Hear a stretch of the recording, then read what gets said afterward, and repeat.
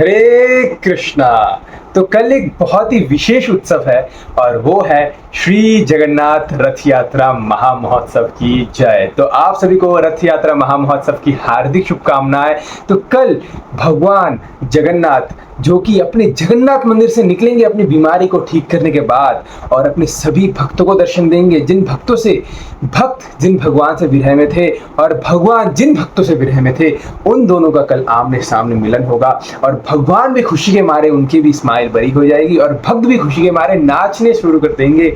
यही है जगन्नाथ रथ यात्रा महामहोत्सव, जब भगवान अपने भक्तों को देखने के लिए बाहर निकला जाता है और सबके ऊपर कृपा करते हैं। सिर्फ भक्त नहीं, इस रथ यात्रा महामहोत्सव में अगर कोई नास्तिक भी जो भगवान को नहीं मानता, वो भी अगर जगन्नाथ जी का रथ यात्रा को देखे तो उसको भी कृपा प्राप्त होती है, भले ही वो उस कृपा के हकदार हो या ना हो। कुत्ते बिल्ली कीट पतंग जो भी हो, भगवान सबके ऊपर रथ यात्रा के समय कृपा करता है।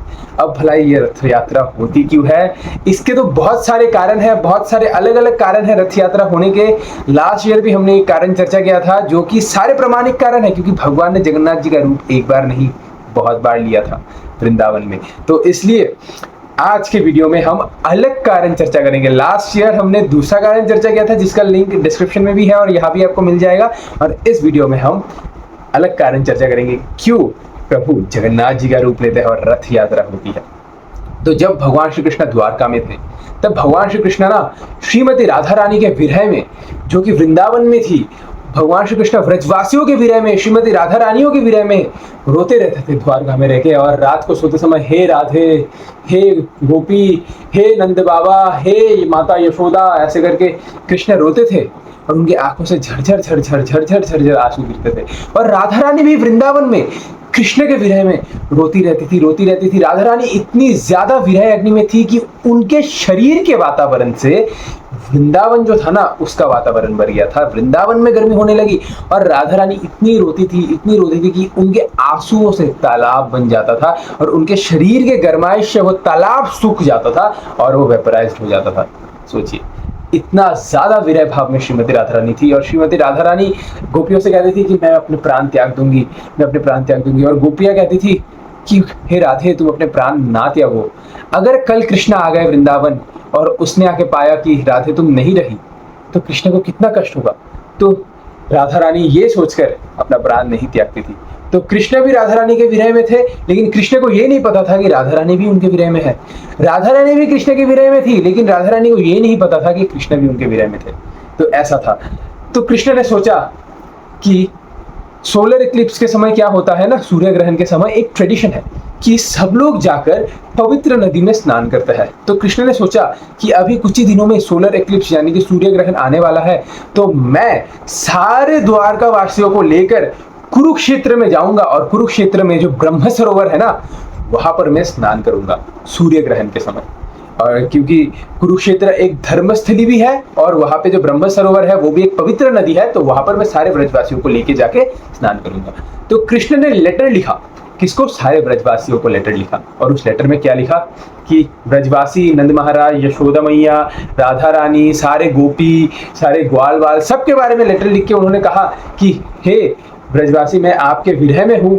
100 साल का सेपरेशन है। मुझे पता था कि आप लोग भी मथुरा आना चाहते थे और मैं भी वृंदावन आना चाहता था, लेकिन आप भी कुछ कारणवश मथुरा नहीं आ पाए और मैं भी कुछ कारणवश वृंदावन नहीं आ पाया। मुझे द्वारका चले जाना पड़ा।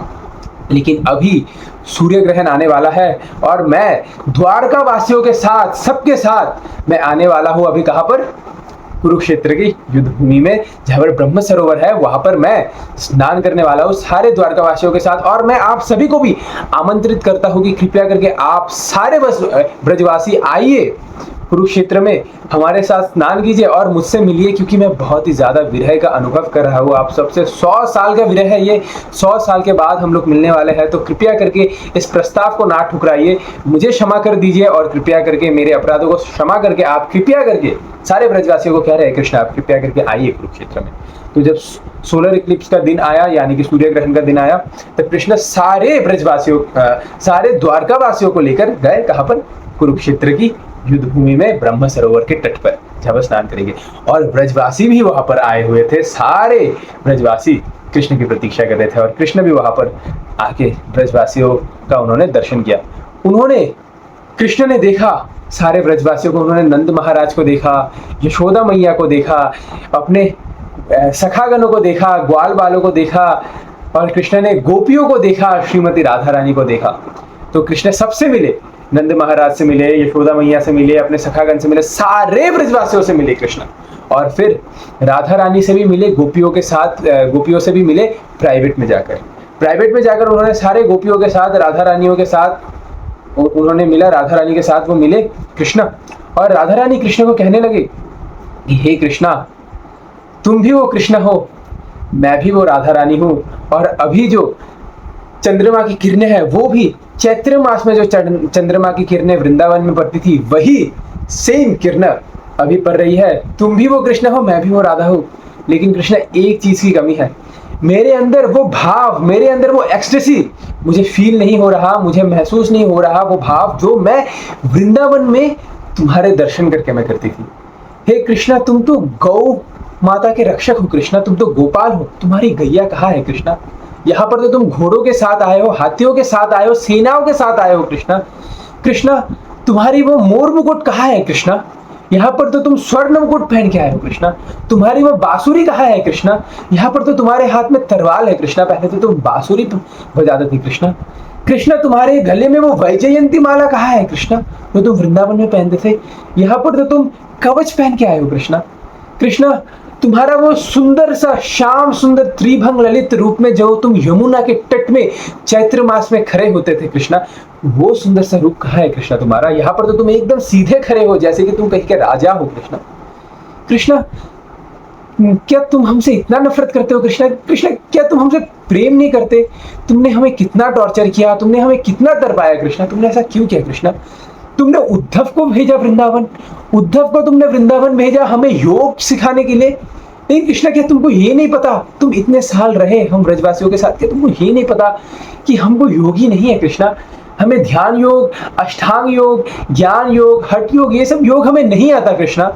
हम तो भक्त है, हमें तो सिर्फ प्रेम करना आता है, हमें तो सिर्फ अनडिवोशनल, हमें तो सिर्फ सेल्फलेस डिवोशनल सर्विस करना आता है, जो कि अनमोटिवेटेड है, अनटिंच्ड बाय मटेरियल डिजायर से कृष्णा। हमें तो सिर्फ प्रेममय भक्तिमय सेवा करनी आती है कृष्णा। तुम उद्धव को भेज दिए, तुम खुद नहीं आ पाए कृष्णा। इतनी ज्यादा नफरत करते हो क्या कृष्णा तुम हमसे? कृष्णा, हमारा, तुम जब से हमें छोड़ के गए ना, हमारा जो प्राण है, ऐसा लग रहा है कि वृंदावन रूपी शरीर से हमारा प्राण चला गया है कृष्णा। शरीर तो वहीं पर है, लेकिन तुम जब से गए ना कृष्णा, हमारा प्राण चला गया है कृष्णा। क्या तुमने अपने माता पिता नंद बाबा यशोदा मैया को नहीं देखा? वो कितने ज्यादा विरह में है। राधा रानी कह रही है कृष्ण से, कृष्ण को फटकार रही है कि तुमने नहीं देखा नंद बाबा यशोदा मैया को, वो तुमसे कितने ज्यादा विरह में है। तुम नंद महाराज को देखो, दशरथ महाराज और नंद महाराज में क्या डिफरेंस है आपको पता है? दशरथ महाराज जो थे और नंद महाराज जो थे, वो दोनों ही पुत्र विरह में है, दोनों ही अपने बेटे के विरह में है। दशरथ महाराज के केस में क्या हुआ था, जब राम जी अयोध्या छोड़कर जा रहे थे तो दशरथ महाराज इस विरह को सहन नहीं कर पाए, इस विरह की अग्नि को सहन नहीं कर पाए, और उस विरह की अग्नि के कारण उन्होंने राम राम राम राम कहकर उन्होंने क्या किया, अपने प्राणों को उन्होंने त्याग दिया। राम जी के नाम को लेकर दशरथ महाराज ने राम जी के विरह में ही अपने प्राणों को त्याग दिया। लेकिन नंद महाराज तो चाके भी अपने प्राणों को नहीं त्याग पा रहे हैं। क्यों? क्योंकि नंद महाराज जब भी सोचते थे ना कि मैं अपने प्राणों को त्याग दूंगा, तब नंद महाराज को यही याद आता था कि क्या पता कल कृष्ण आ जाए, और कल कृष्ण मथुरा से आके देखे कि उनके पिता अब नहीं रहे तो कृष्ण को कितना दुख होगा। क्या पता कल कृष्ण आ जाए और कल आके कृष्ण ने देखा कि उनके पिता नहीं है तो कृष्ण को कितना दुख होगा। तो ऐसे हमेशा सोचते थे, हर दिन वो सोचते थे क्या पता आज आ जाए, क्या पता कल आ जाए कृष्ण, और आके वो देखे कि मैं नहीं रहा तो कृष्ण को कितना दुख होगा। मैं नहीं चाहता कृष्ण ये दुख भोगे। तो ऐसे करते करते करते करते 100 साल बीत गए नंद महाराज के, और नंद महाराज देख के तो लग रहा है कि वो शरीर से स्वस्थ है, लेकिन उनके अंदर में जो प्राण है ना कृष्णा, वो चले गए हैं। वो प्राण नहीं है, वो सिर्फ एक कठपुतली की तरह वो है, क्योंकि तुम नहीं हो कृष्णा, तुम नहीं हो, तुम नहीं आए कृष्णा। तुमको पता है हम सारे जो ब्रजवासी है, हम सारे ब्रजवासी एक घर के समान है। हमारा शरीर, हम सारे ब्रजवासियों का शरीर एक घर के समान है, और उस शरीर में जो प्राण है ना कृष्णा, वो प्राण एक गौ के समान है, और वो शरीर जल रहा है किससे? विरह रूपी अग्नि से। तो हमारा शरीर एक घर के समान है, उसमें जो प्राण है वो एक गैया के समान है, और वो घर जल रहा है। और वो गैया यानी कि जो प्राण है, प्राण रूपी जो गैया है, वो इस शरीर रूपी घर को छोड़कर बाहर भागना चाहती है, लेकिन वो भाग नहीं पा रही है। क्यों पता है कृष्णा? क्योंकि उस घर में ताला लगा हुआ है, कुंडी लगा हुआ है। पता है वो किस चीज का कुंडी है? वो ताला है तुम्हारे वचन का। तुमने जो हमें प्रॉमिस किया था, तुमने जो हमें प्रतिज्ञा दिया था कृष्णा, वृंदावन छोड़ते वक्त तुमने कहा था कि तुम जरूर लौटोगे, और उस प्रॉमिस को याद कर करके हम ब्रजवासियों ने अपना शरीर नहीं त्यागा, कि क्या पता कल तुम आ जाओ और हम सारे ब्रजवासी ना रहे तो तुम्हें कितना कष्ट होगा। ताकि तुम्हें ये कष्ट ना मिले कृष्णा, ताकि तुम्हें ये विरह का अनुभव ना हो, इसलिए हमने अपना शरीर नहीं त्यागा कृष्णा। क्या तुम हमसे इतना नफरत करते हो कृष्णा? क्या तुम हमसे बिल्कुल भी प्रेम नहीं करते? तब कृष्ण ये सब राधा रानी की आंखों में आंखें डालकर सुन रहे थे, और कृष्ण की आंखों से झरझर झरझर झरझर झरझर आंसू गिरे जा रहे थे। कृष्ण की आंखों से आंसू गिरे जा रहे थे। और फिर कृष्ण ने श्रीमती राधा रानी से कहा, हे राधे, तुम्हें क्या लगता है राधे कि सिर्फ तुम ही ने विरह महसूस किया, सिर्फ ब्रजवासियों ने विरह महसूस किया? अरे सारे ब्रजवासियों से तुमसे तो दुगना विरह मैंने महसूस किया। कृष्ण कह रहे हैं मैंने तो दुगना विरह, 2x विरह मैंने महसूस किया। तुम्हें तो सिर्फ एक चीज से विरह थी कि मैं वृंदावन में नहीं हूं, लेकिन मुझे तो दो चीज से विरह थी श्रीमती राधा रानी, मुझे दो चीज से विरह थी। और वो क्या है? एक तो व्रजवासियों का विरह, तुम्हारा विरह कि मैं तुम्हें नहीं देख पा रहा, व्रजवासियों को नहीं देख पा रहा, अपने माता पिता नंद महाराज, यशोदा मैया, ग्वाल बाल सखागण को नहीं देख पा रहा। एक तो यह विरह मुझे सता रही थी, और दूसरा विरह क्या है? तुम सारे व्रजवासी तो वृंदावन में थे, और वृंदावन में रहकर तुम मेरे विरह में थे। तुम्हें तो वृंदावन त्यागना नहीं पड़ा, लेकिन मुझे तो वृंदावन त्यागना पड़ा। मुझे अपना घर त्यागना पड़ा। मैं अपने घर के भी विरह में था और तुम्हारे भी विरह में था। मैं दो चीजों के विरह में था हे श्रीमती राधा रानी, मैं दो चीजों के विरह में था। तुमको पता है श्रीमती राधा रानी कि लग सकता है कि मैं शारीरिक दृष्टिकोण से एक्सटर्नली मैं द्वारका में हूं, एक्सटर्नली मैं द्वारका में निवास करता हूं, लेकिन मैं इंटरनली, मेरा जो इंटरनल स्वरूप है वो सारे ब्रजवासियों के हृदय में निवास करता है। सारे ब्रजवासियों के हृदय में मैं निवास करता हूँ हे श्रीमती राधा रानी। बाहर के दृष्टिकोण से देख के लग रहा होगा कि मैं द्वारका में राजा के भेष में हूँ, मैं हस्तिनापुर में हूँ, बहुत अच्छे से हूँ, हंसी मजाक कर रहा हूँ, लेकिन मेरे हृदय में तुम लोगों की जो विरह है ना, ब्रजवासियों का जो विरह है, वृंदावन से जो विरह है ना, वो खलती रहती थी। मैं शारीरिक दृष्टिकोण से तो हो सकता है कि मैं द्वारका में हस्तिनापुर में हूं, लेकिन मैं अपने आंतरिक दृष्टिकोण से, इंटरनल मूड से, मैं तुम सारे ब्रजवासियों के हृदय में मैं निवास करता हूं, सारे ब्रजवासियों के हृदय में। तो इसलिए क्योंकि मैं तुम सारे ब्रजवासियों के हृदय में निवास करता हूं और तुम सारे ब्रजवासी वृंदावन में थे ना, तो मैं कभी वृंदावन छोड़ के गया ही नहीं। मैं हमेशा ही वृंदावन में था, वृंदावन में हूं और वृंदावन में रहूंगा, क्योंकि ब्रजवासियों के हृदय में मैं निवास करता हूं। तो हे श्रीमती राधा रानी, देखा जाए तो मैंने अपनी वचन को पूरा किया। मैं कभी वृंदावन छोड़ के गया ही नहीं, तो मैं आऊंगा कैसे? जब मैं छोड़ के ही नहीं गया, आपको अगर कहीं आना हो तो आपको उस जगह को छोड़ना पड़ेगा ना, लेकिन आपने तो उस जगह को छोड़ा ही नहीं। हे राधा रानी, मैंने उस जगह को छोड़ा ही नहीं, तो मैं आऊंगा कैसे? तो मैं सारे ब्रजवासियों के हृदय में था और मैं वृंदावन में था। इसलिए तो कहता है कि कृष्ण कभी भी वृंदावन छोड़ के नहीं गए। कृष्ण हमेशा वृंदावन में निवास करता है। कैसे? क्योंकि सारे ब्रजवासियों के हृदय में कृष्ण है, सारे ब्रजवासियों के हृदय में कृष्ण है, और जहां पर ब्रजवासी वहां पर कृष्ण, वो जहां पर ब्रजवासी वहां पर वृंदावन। तो कृष्ण कभी भी ब्रजवासियों को छोड़कर, वृंदावन को छोड़कर नहीं गए। कृष्ण कहने लगे आगे कि हे श्रीमती राधा रानी, क्योंकि मैं सारे ब्रजवासियों के हृदय में निवास करता था ना, इसलिए तुम सारे ब्रजवासी अभी जिंदा हो। तुम सारे ब्रजवासी अभी जिंदा हो, चल पा रहे हो, स्वस्थ हो। अगर मैं तुम सारे ब्रजवासियों के हृदय में निवास नहीं करता, निकल जाता मैं हृदय से ना, तो हे तुम सारे ब्रजवासी आज जीवित नहीं बचते। आज तुम सारे ब्रजवासी अपना देह त्याग कर देते। और क्योंकि तुम सारे ब्रजवासी आज जीवित हो, इसलिए मैं भी जीवित हूँ। तुम्हारे वजह से ही तो मैं जीवित हूँ। जिस दिन ब्रजवासी नहीं है उस दिन कृष्ण भी नहीं है, जिस दिन कृष्ण नहीं है उस दिन ब्रजवासी भी नहीं है। तो पैरेलल है, दोनों साथ साथ चलते हैं। जैसे हम लोग पढ़ते थे ना साइंस में K इक्वल्स टू कॉन्स्टेंट, ये equals to Krishna equals to Brajwasi, Brajwasi equals to Krishna, ये इक्वेशन है कृष्ण के साथ। तो फिर ऐसे करके राधा रानी और कृष्ण बातचीत कर रहे थे। राधा रानी कृष्ण की आंखों में आंखें डालकर देख रही थी और कृष्ण राधा रानी की आंखों में आंखें डालकर देख रही थी। और फिर कृष्ण और राधा रानी के मन में यही विचार आया कि राधा रानी सोचने लगी कि कृष्ण मुझसे विरह में थे और मैं भी कृष्ण के विरह में थी, लेकिन मैं ये नहीं देख पाई कि कृष्ण मेरे विरह में कैसे करके जी रहे थे। और कृष्ण भी ये सोच रहे थे कि मैं श्रीमती राधा रानी से विरह में था और श्रीमती राधा रानी मुझसे विरह में थी, लेकिन मैं ये नहीं देख पाया कि श्रीमती राधा रानी मेरे विरह में कैसे जीवित थी। काश हम दोनों एक साथ हमारे विरह का अनुभव कर सके। काश ये एक क्या हुआ, इच्छा प्रकट हुई श्रीमती राधा रानी और कृष्ण के मन में। और फिर भगवान श्री कृष्ण जो कि 100 साल के विरह के बाद, जो कि द्वारका में थे राधा रानी के विरह में, ब्रजवासियों के विरह में जो कि रोते रहते थे द्वारका में, वो 100 साल के विरह के बाद क्षेत्र धर्म क्षेत्र कुरुक्षेत्र में आकर ब्रह्म सरोवर के तट पे सारे ब्रजवासियों से मिलता है, श्रीमती राधा रानी से मिलता है। और कृष्ण इतने ज्यादा खुश होता है श्रीमती राधा रानी को देखकर कि कृष्ण की जो मुस्कुराहट है ना वो इतनी बड़ी हो जाती है, कृष्ण के जो आंख है वो बड़े बड़े हो जाते हैं, कृष्ण की जो आईब्रोज है वो चले जाते हैं, कृष्ण की जो आईलिड्स है वो चले जाते हैं। क्यों? ताकि वो श्रीमती राधा रानी को ही देखते रहे पलट न झपके तक। इसलिए उनके हाथ अंदर घुसने लगे, उनका कद छोटा होने लगा, उनके पैर अंदर चले जाने लगे और कृष्ण ने एक महाभाव स्वरूप, एक एक्सटेटिक फॉर्म ले लिया सारे ब्रजवासियों को देखकर। और ये रूप जब श्रीमती राधा रानी ने देखा तो श्रीमती राधा रानी अपने मन में ही सोचने लगी, अपने हृदय में ही सोचने लगी कि कृष्ण कितने विरह में है हमसे, कृष्ण कितने विरह में है। हो सकता है कि कृष्ण हम सारे ब्रजवासियों के नाथ है, कृष्ण मेरे नाथ है, कृष्ण सारे ब्रजवासियों के नाथ है, सारे ग्वाल बालों के नाथ है, सारे गैया के नाथ है। लेकिन ये रूप ये दर्शाता है कि कृष्ण पूरे जगत के नाथ है।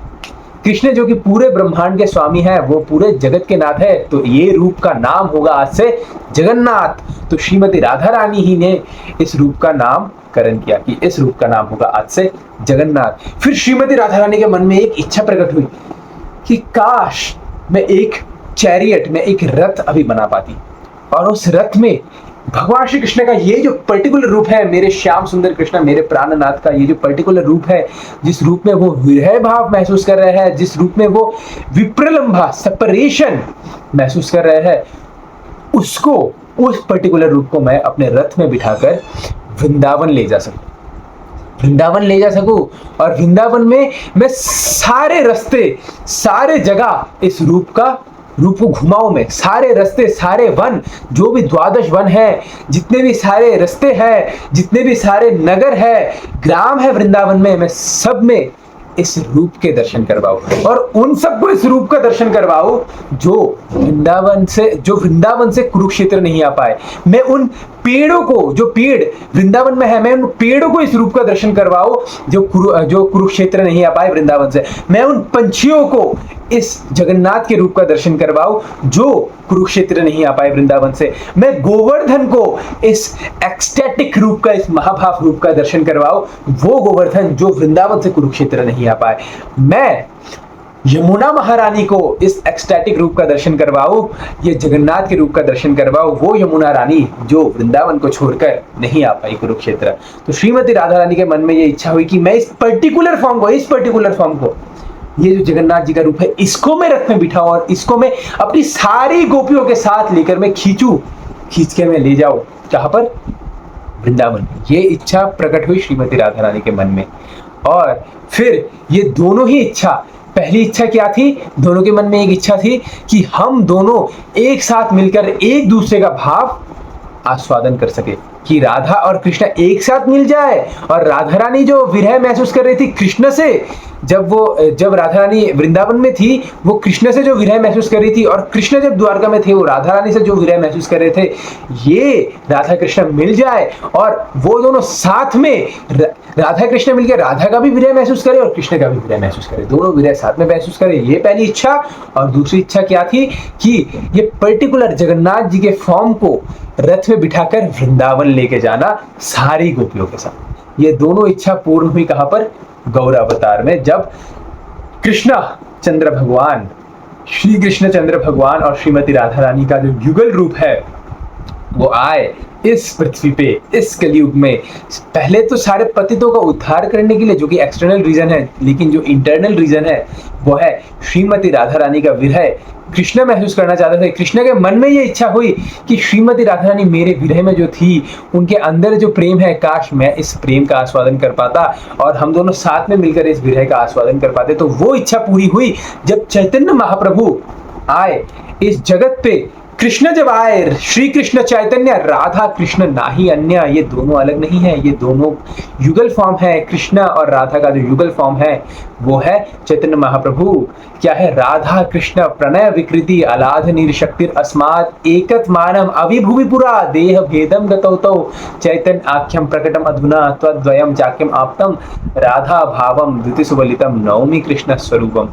कि राधा और कृष्ण वैसे तो एक ही तत्व है, लेकिन जब इस पृथ्वी पे लीला करते हैं तो राधा और कृष्ण के रूप में लीला करते हैं, और जब ये दोनों वापस से एक होते हैं तब इन दोनों का जो युगल रूप होता है वो होता है श्री कृष्ण चैतन्य महाप्रभु।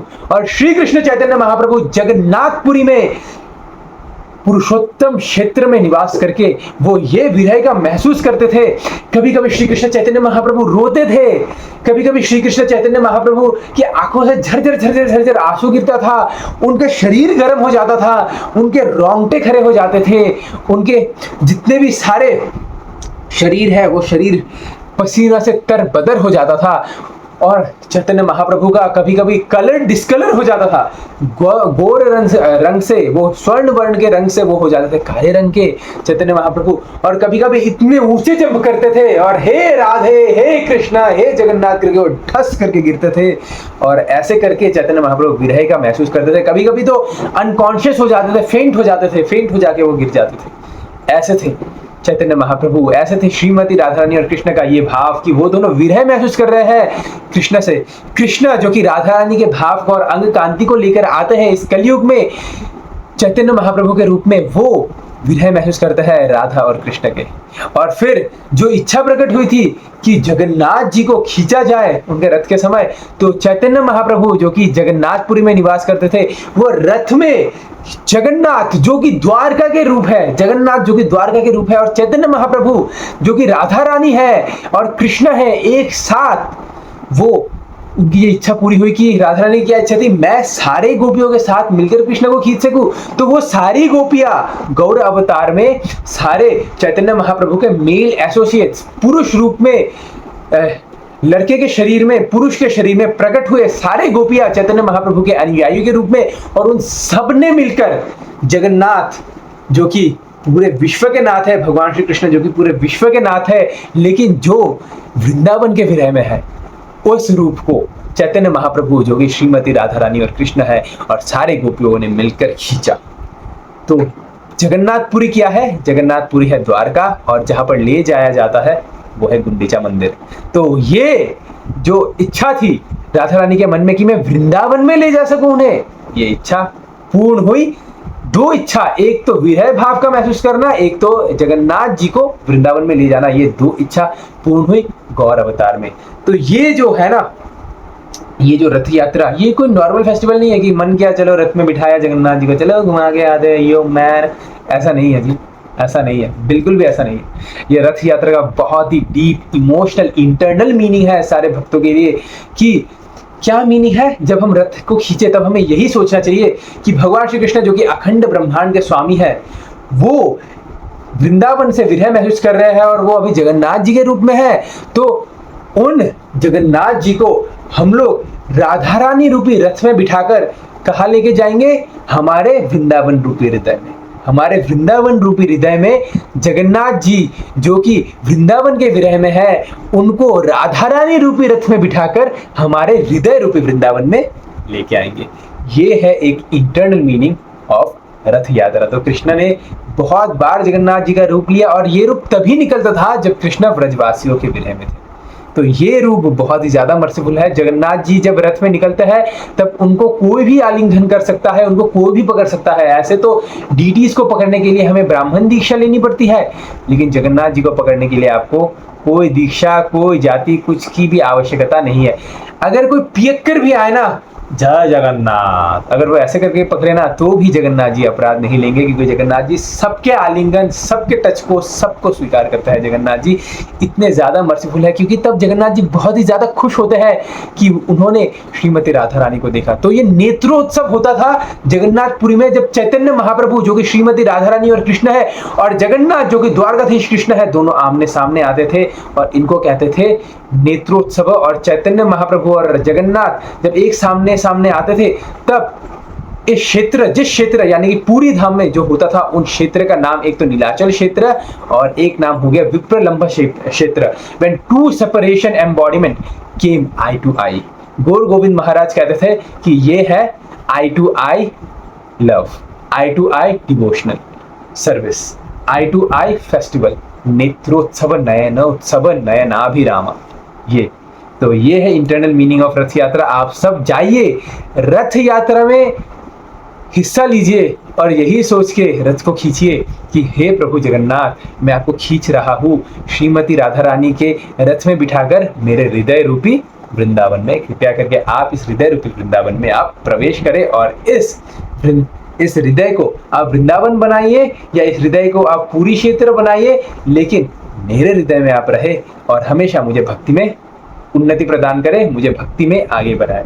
तो मेरे साथ बोलिए, जगन्नाथ स्वामी नयन पथगामी की जय, श्री रथ यात्रा महामहोत्सव की जय, निताय निताय गौर प्रेमानंदे, हरि हरि बोल। आप सभी को रथ यात्रा की हार्दिक शुभकामनाएं। Hare Krishna. Thank you very much for watching.